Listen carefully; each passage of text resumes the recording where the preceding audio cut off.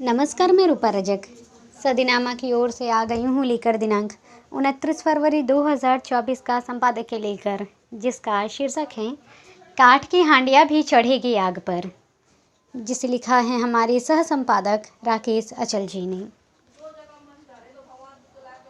लोकसभा चुनाव, जिसके बारे में कुछ भी कहना सही नहीं, या तो सोच समझ के कहना चाहिए।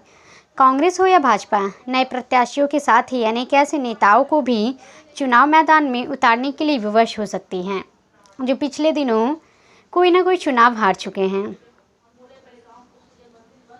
लोकसभा चुनाव में भाजपा अनेक मौजूदा सांसदों का पत्ता साफ करना चाहती है। जानते हैं इस संबंध में आगे क्या कहते हैं हमारे संपादक महोदय। लोकसभा चुनाव में कांग्रेस हो या भाजपा, नए प्रत्याशियों के साथ ही अनेक ऐसे नेताओं को भी चुनाव मैदान में उतारने के लिए विवश हो सकती है, जो पिछले दिनों कोई ना कोई चुनाव हार चुके हैं। काठ की इन हांडियों को दोबारा आग पर चढ़ाने की मजबूरी भी है और ज़रूरी भी। हालांकि इसमें जोखिम की कम है, जोखिम से भरा हुआ है यह। भाजपा के काठ की हांडियों में केंद्रीय मंत्री ज्योतिरादित्य सिंधिया और प्रदेश के पूर्व गृह मंत्री डॉक्टर नरोत्तम मिश्र का नाम भी शामिल है। भाजपा ने 2019 को लोकसभा चुनाव में 29 में से 28 सीटें हासिल की थी, और तब हासिल की थी जब प्रदेश में कांग्रेस की सत्ता थी और कमलनाथ मुख्यमंत्री थे। इस बार 2024 में भाजपा का लक्ष्य सभी 29 सीटें जीतने का है। इस बार भाजपा 2019 में भाजपा के ही ऐसे एक सामान्य कार्यकर्ता केपी सिंह के हाथों गुणा से चुनाव हारे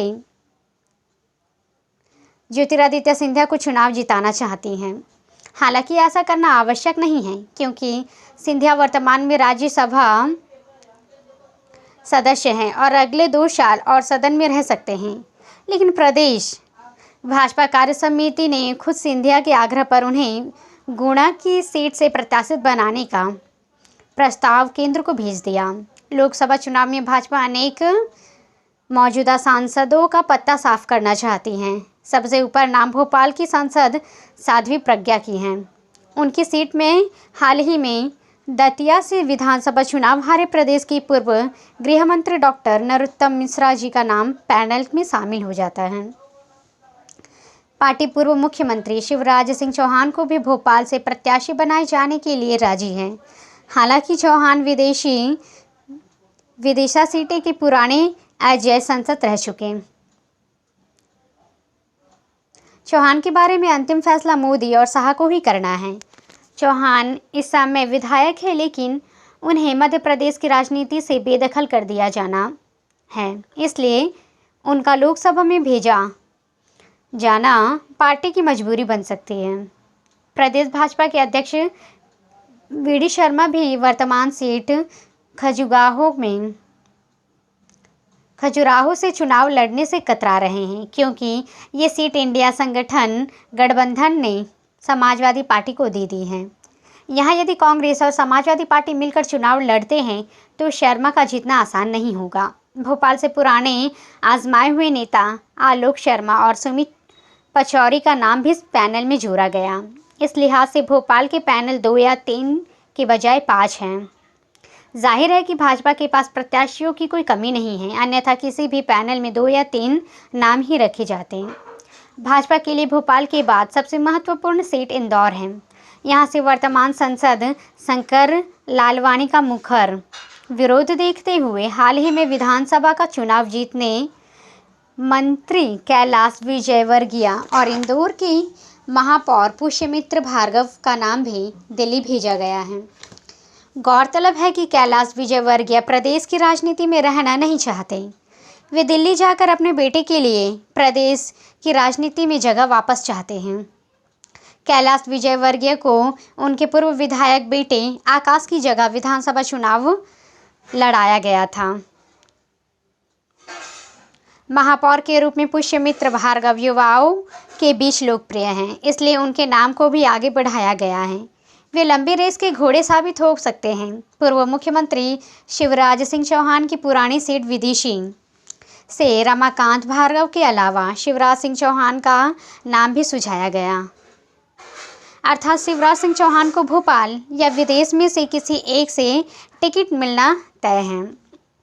केंद्रीय मंत्री ज्योतिरादित्य सिंधिया का नाम भी उनकी पुरानी गुणा सीट से भेजा गया। हालांकि वर्तमान सांसद केपी सिंह का भी नाम दोहराया गया। केपी को गुणा से हटाने का कोई कारण नहीं है, किंतु सिंधिया की इच्छा का मान रखना तो केपी शहीद हो सकते हैं।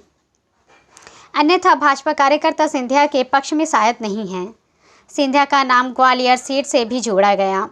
ग्वालियर के मौजूद सांसद विवेक जयसवालकर बहुत ज़्यादा लोकप्रिय सांसद नहीं रहे, इसलिए उनका बदला जाना यह तय समझा गया है।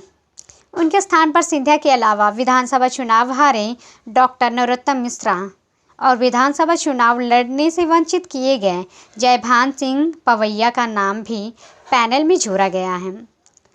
पवैया भी एक ज़माने में पूर्व केंद्रीय मंत्री राघव राय सिंधिया के खिलाफ चुनाव लड़ चुके हैं। वे ग्वालियर से सांसद भी रहे हैं।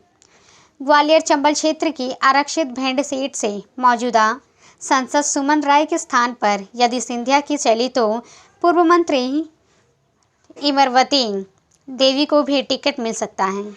वे सिंधिया की कट्टर समर्थक हैं और हाल ही में विधानसभा चुनाव दूसरी बार हारी हैं। इस सीट से हाल ही में विधानसभा चुनाव का हारे पूर्व मंत्री लाल सिंह आर्य को भी टिकट देने की सिफारिश की गई है। पार्टी सूत्रों के माने तो खंडवा से सुभाष कोठरी, ज्ञानेश्वर पाटिल, राजगढ़ से मोना सुस्तानी, बंटी बना, रोडमल नागर, अंशुल तिवारी, छिंदवाड़ा से नत्थन साहब कवेरती, डॉक्टर गगन कोल्हे, टीकमगढ़ वीरेंद्र कुमार, भारती आर्य, गोपाल राय, देवास से महेंद्र सिंह सोलंकी, गोपाल परमार, विजय अटवाल, राजेंद्र वर्मा, उज्जैन से अनिल फिरोजिया, चिंतामणि मालवीय को टिकट देने की सिफारिश की गई है। बालाघाट से डॉक्टर ढाल सिंह बिशेन, गौरीशंकर बिशेन और वैभव पवार, मंदसौर से सुधीर गुप्ता, पवन पाटीदार, नानालाल आटोलिया और रतलाम झाबुआ, गुमान सिंह डामोर, दिलीप कुमार मकवाना, रीवा से जनार्दन मिश्रा, गौरी तिवारी, पुष्पराज सिंह, सतना से राकेश मिश्रा, शंकरलाल तिवारी का नाम सुझाया गया है। शेष सीटों के बारे में मंथन चल रहा है। कांग्रेस के पास प्रत्याशियों की लंबी फहरिस्त नहीं है। कांग्रेस को प्रत्याशियों को तैयार करना पड़ रहा है क्योंकि कांग्रेस के अनेक पुराने प्रत्याशी या तो विधानसभा चुनाव जीत चुके हैं या मैदान छोड़ चुके हैं। उदाहरण के लिए मुरैना से पिछली बार चुनाव लड़े रामनिवास रावत विधानसभा चुनाव जीत चुके हैं, इसलिए यहाँ नया प्रत्याशी तलाशना पड़ेगा। भिंड से एक बार फिर देवशेष को ही दोबारा आजमाया जा सकता है। ग्वालियर से चुनाव लड़ने वाले अशोक सिंह को कांग्रेस हाल ही में राज्यसभा भेज चुकी है, इसलिए उनके स्थान पर पार्टी को नया नाम तय करना होगा। गुना में कांग्रेस के पुराने प्रत्याशी ज्योतिरादित्य सिंधिया के भाजपा में शामिल होने से नए प्रत्याशी की जरूरत होगी। कमोवेश यही स्थिति दूसरी सीटों पर भी है। प्रत्याशियों के चयन को लेकर कांग्रेस की अपनी तैयारी है, किंतु भाजपा से इस मामले में कांग्रेस अभी पीछे दिखाई दे रही है। कांग्रेस के लिए प्रत्याशी तय करना भाजपा के मुकाबले कठिन नहीं है। भाजपा में एक अनार 100 बीमार वाली स्थिति है। कांग्रेस में अनार ज़्यादा है और बीमार कम, क्योंकि अभी भी कांग्रेस विधानसभा चुनाव की पराजय से उभरी नहीं है। हालांकि राहुल गांधी पार्टी में जान फूंकने की नाकाम कोशिश कर रहे हैं। तो ये था दोस्तों हमारा आज का संपादकीय। कल फिर लौटेंगे एक नए विषय, एक नए संपादकीय के साथ। तब तक के लिए नमस्कार। सुनकर देखो, सुनकर देखो, सुनकर देखो जी। ममता राहुल मोदी बोले, लिखे जितेंद्र जी।